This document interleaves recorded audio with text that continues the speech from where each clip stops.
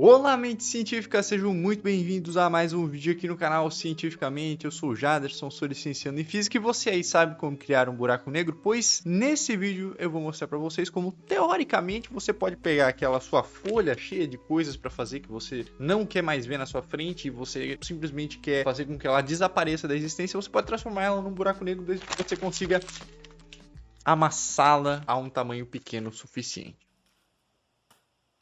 Bom, então vamos lá, vamos falar aqui sobre como criar um buraco negro. Importante ressaltar aqui que eu vou fazer uma aproximação, que eu chamo aqui de aproximação clássica da situação, tá? Eu não vou levar em conta efeitos relativísticos, né? Eu sei que um buraco negro é uma figura exclusivamente relativística, no final eu vou dar uma pincelada nisso, mas eu vou mostrar como a gente pode obter um objeto que em teoria é um buraco negro, que obviamente não funciona na prática, mas que tem os mesmos resultados que nós teríamos obtendo através da relatividade geral. Vocês vão entender. Bom, então a gente vai começar falando sobre um conceito que foi o primeiro conceito, o conceito mais rudimentar do que é um buraco negro, que é o conceito de uma estrela negra. O que é uma estrela negra? É uma estrela que foi prevista teoricamente pela primeira vez por volta do final do século 17, né, pelo Laplace, foi um dos idealizadores, o outro foi o John Michell, foram dois idealizadores lá do final do século 17. Isso aqui é um círculo perfeito, imagine que seja uma esfera isso aqui, que represente uma estrela, e por ser uma estrela, né, a gente sabe que ela emite radiação visível, né, na luz visível, então ela está aqui irradiando, né, então isso é uma estrela comum. A ideia proposta do que seria uma estrela negra é que essa estrela ela seria tão densa e tão massiva que no momento em que a luz saísse da sua superfície, ela imediatamente retornasse a ela, de modo, né, ela vai subir e descer quase como um objeto que sobe e desce, né? Então a luz ela não irradia para fora da estrela, né? Ela simplesmente cai de volta na estrela porque ela é atraída, porque ela tem uma propriedade que a gente vai entender, né, que está relacionado com a sua velocidade de escape, tá? Então, a partir de uma certa região ao redor dessa estrela, né, qualquer observador que tivesse ali, se tivesse uma pessoa aqui para observar essa estrela, ela iria ver nada, ela não ia ver uma estrela porque a luz que sai dessa estrela estaria voltando a cair nela, né? Ela não chegaria nesse observador, então a estrela ficaria ali naquela região presa e para alguém que visse de fora ia ver simplesmente um buraco negro, uma estrela negra. Então essa é a origem da ideia de um buraco negro.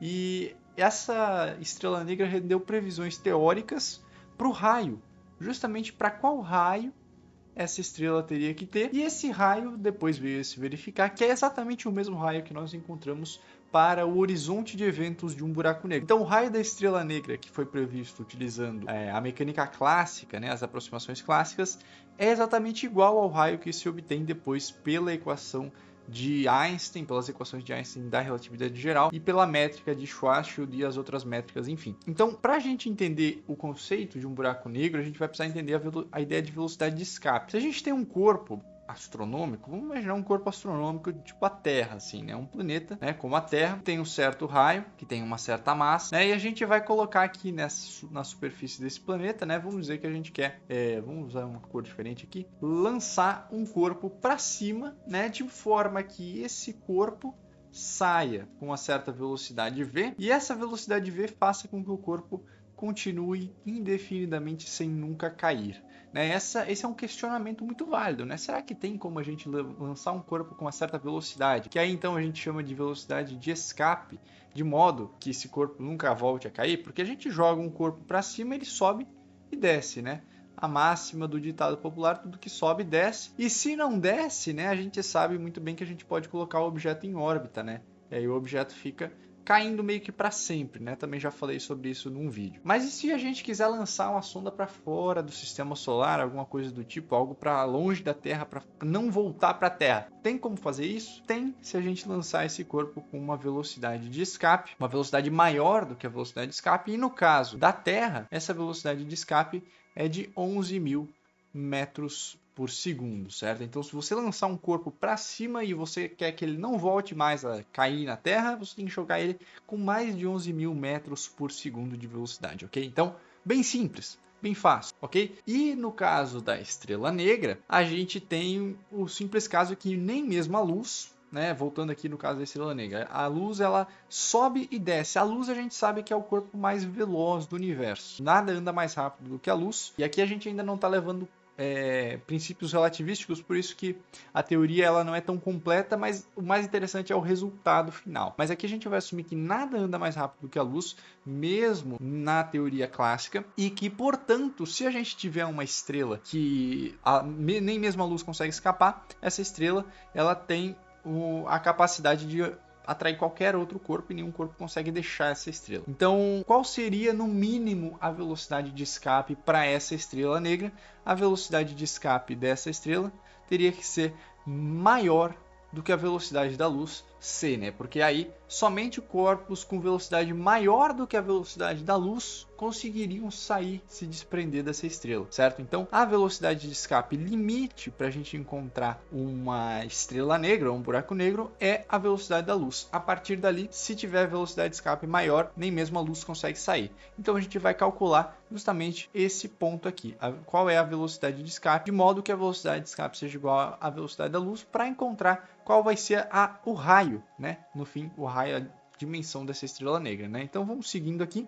A gente vai usar conceitos de energia mecânica aqui, né? A energia mecânica aqui, relembrando que é a soma da energia cinética mais a energia potencial. E aqui, como a gente vai considerar, né, um planeta, uma estrela, que tem um certo raio R, uma massa M, e a gente quer jogar um corpo de massa Mzinho com uma certa velocidade V aqui para cima, a gente vai ter que a energia cinética desse corpo é o de sempre, meio de mv ao quadrado, e a energia potencial ela é simplesmente uma energia potencial gravitacional, né? Não tem outro tipo de energia potencial. Se você quiser entender um pouquinho mais de energia potencial, tem um vídeo aqui no canal já falando sobre isso, né? Essa energia vai ser negativa porque a gente está em um estado ligado entre a massa do planeta e a massa do corpo, certo? Então também falo mais sobre isso no vídeo sobre energia potencial, que eu recomendo que você assista. Por que a energia potencial é negativa? Então ela é menos Gzão, que é a constante da gravitação universal, massa do planeta sobre a massa vezes a massa do corpo dividido pelo raio desse planeta, né? De modo então que a gente chega aqui a energia mecânica é igual a meio de mv ao quadrado menos g mzão m sobre r, certo? Então essa é a energia mecânica e a gente vai considerar a conservação dessa energia mecânica, né? Porque quando a gente lança um corpo, né, a gente tem as duas situações. A situação inicial, né, onde o corpo está aqui lançado com uma velocidade v e ele está aqui uma certa distância do centro do planeta que tem massa m, ele tem massa mzinho, né? E a sua energia mecânica inicial é aquilo que a gente escreveu ali em cima, meio de mv ao quadrado menos gmzão mzinho sobre r. Na situação final, a gente vai ter que essa energia mecânica tem que ser igual, tá? Porque a gente vai estar considerando, o caso mais ideal, onde não existem perdas por dissipação de energia. A energia não se dissipa porque a gente está no vácuo, não vamos considerar vento solar, não vamos considerar perca nenhuma de energia, somente a conservação dessa energia. Então, a energia mecânica no final, qual que vai ser o sistema no final?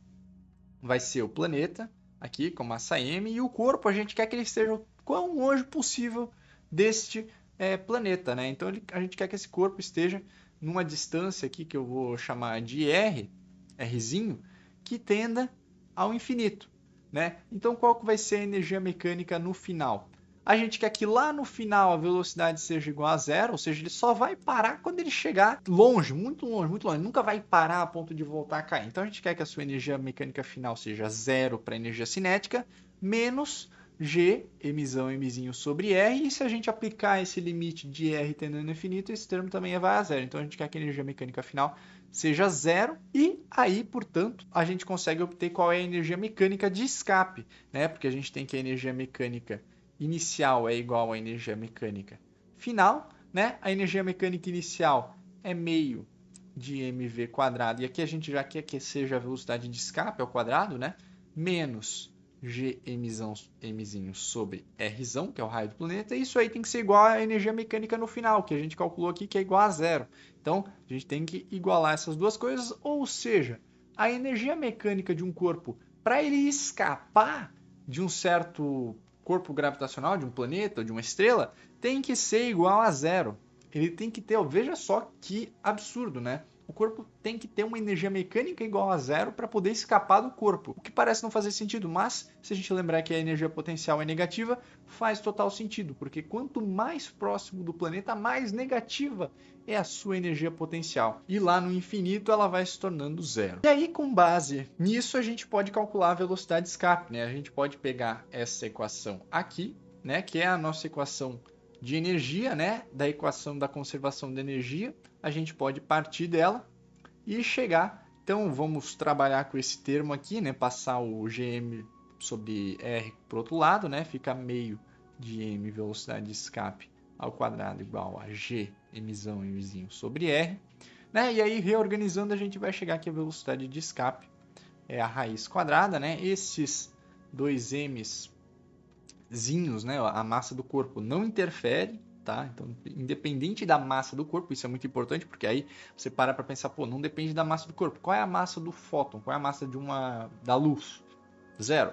Então, mas pensa que também relativisticamente não é por causa disso que funciona, né? Mas aqui, digamos que a gente está levando esse tipo de coisa em consideração. Não depende da massa do corpo que está sendo lançado, a velocidade de escape ela é sempre medida igual. Vai ser quanto? Vai ser a raiz quadrada de 2g massa. Depende sim da massa desse corpo grande, dessa estrela, desse planeta, né, que é o emissão, sobre o raio desse planeta, dessa estrela, enfim. E aí, resta a gente saber, então, afinal, como criar um buraco negro. O que a gente queria saber lá do começo da nossa estrela negra, né? A nossa estrela negra, a gente queria ter uma estrela que a luz, nem mesmo a luz conseguisse sair, ou seja, a luz vai e ela acaba voltando, né? Ou seja, a energia potencial que a gente estaria teoricamente associando à luz, mas aqui vamos pensar que a gente quer jogar um objeto com certa massa à velocidade da luz, tá? Então, a gente quer jogar um objeto aqui da superfície desse planeta para cima com a velocidade da luz e para que nem mesmo dessa forma ele caia,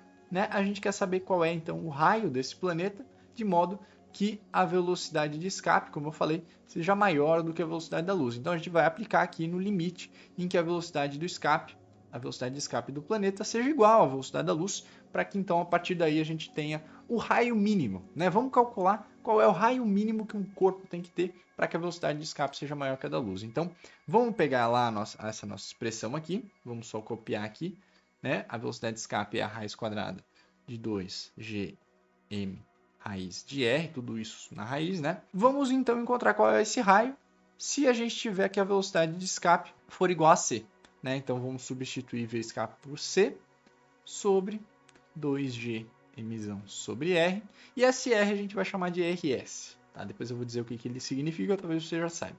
Né? C ao quadrado é igual a 2g emissão sobre RS, e portanto, invertendo tudo, o raio S é 2g emissão sobre C ao quadrado. Então aqui nós obtivemos qual é o raio de um corpo. Por que obter o raio, né? Porque a massa em geral de um planeta, de uma estrela, tu não consegue modificar essa massa tão simplesmente, mas o raio se modifica numa estrela, né? Ela pode expandir, diminuir de tamanho de forma que colapse e chegue num raio muito pequeno. Então a gente tem esse raio aqui, que é pra gente o que a gente hoje conhece como raio de Schwarzschild. E eu acho que se escreve assim. Se não for assim, você me diz como é que se escreve. Aqui tem um L.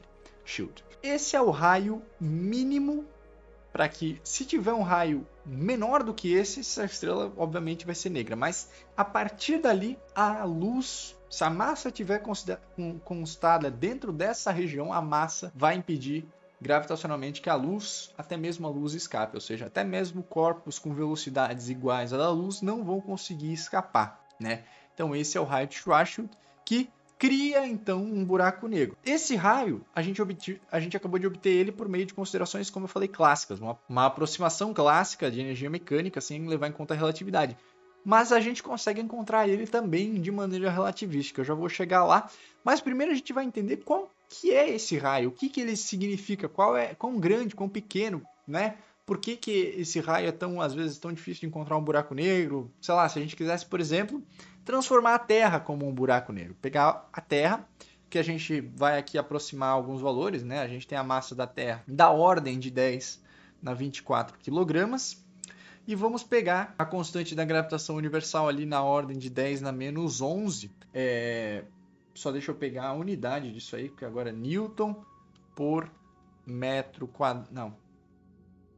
Newton quilograma quadrado. Newton metro quadrado por quilograma quadrado. Isso aí, essa é a unidade de G.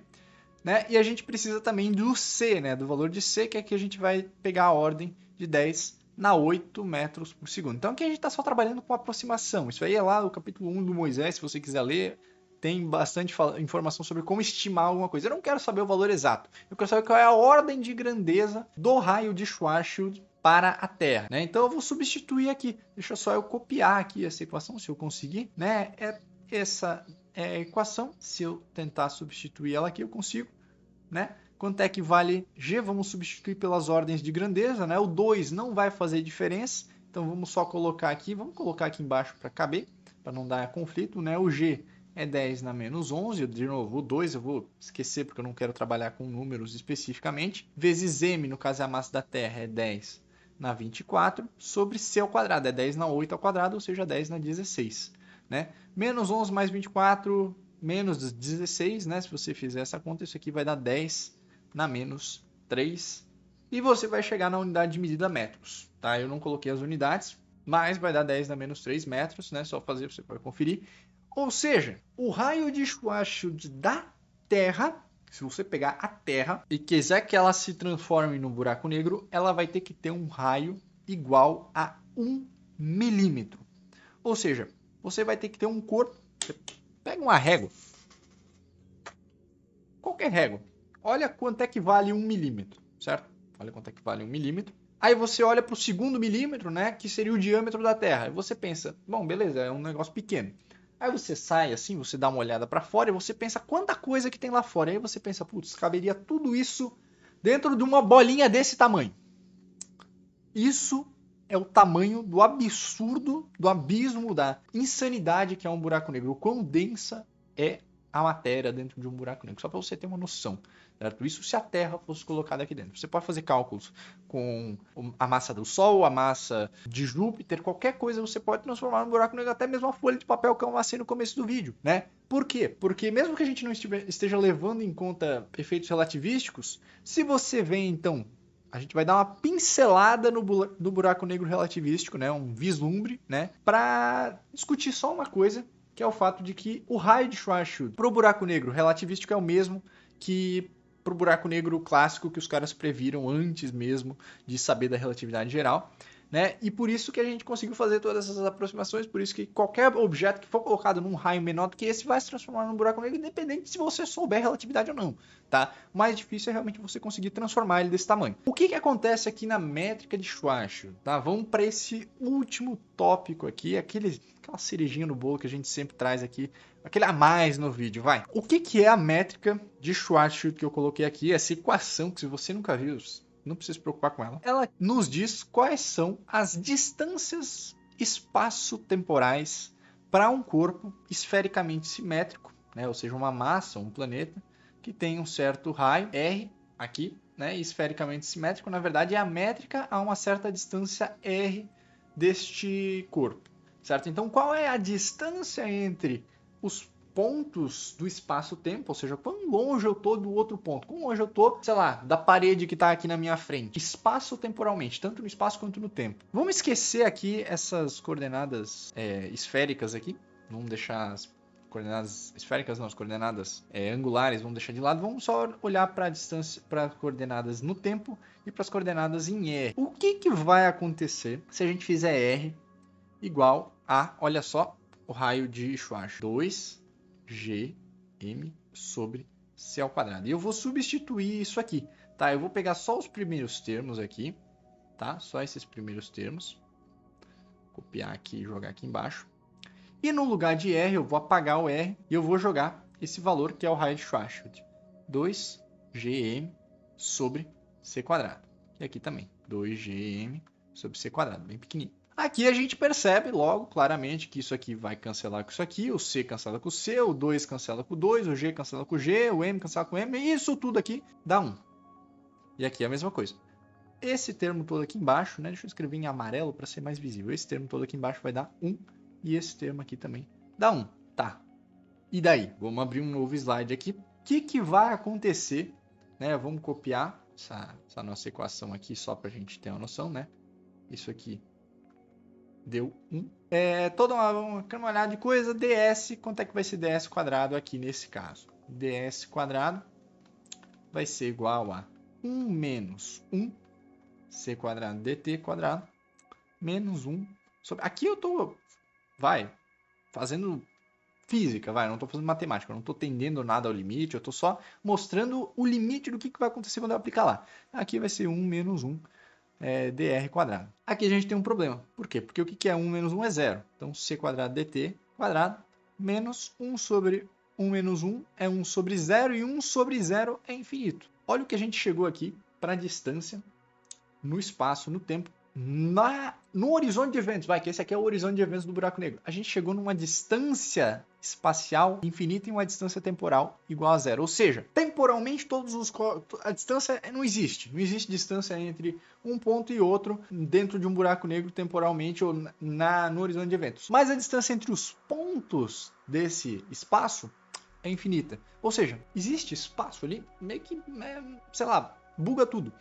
E é por isso, justamente, que o nosso RS, que é o raio de Schwarzschild, igual a 2G mzão sobre C quadrado, é o raio que a partir dali as coisas ficam feias, a partir dali as coisas não ficam legais, não ficam bonitas. Na verdade, elas ficam muito interessantes de se estudar, mas não existe mais espaço como a gente conhece aqui fora, né? E esse é o raio de Schwarzschild que surge a partir da métrica de Schwarzschild, que depois, né, até o Nobel desse ano do ano passado, 2020, foi relativo a o Roger Penrose, que foi o cara que disse que não, beleza, essa métrica do Schwarzschild, ela é geral, ela é para um caso simetricamente esférico, mas isso também é válido para qualquer tipo de outro objeto, então ela continua sendo válida, o raio de Schwarzschild é válido, buracos negros existem e hoje em dia a gente já conseguiu tirar uma foto de um deles, né? Muito bacana, muito legal, né? Então fica aí a dica, né? Se você quiser transformar alguma coisa num buraco negro, deixe ele com esse raio ali, né? Bota na balança, pega qual é a constante da gravitação, a velocidade da luz, divide um pelo outro, faz ali, encontra qual é o raio e boa sorte para transformar ele desse tamanho, certo? E esse foi o vídeo, muito obrigado por chegar até aqui, muito obrigado por ser inscrito nesse canal se você é inscrito, se não, se inscreva, ative as notificações, deixa ali embaixo qual objeto você gostaria de transformar num buraco negro e qual seria o tamanho dele, faça a conta, tarefa. E não deixe de voltar nos próximos vídeos, até mais e valeu!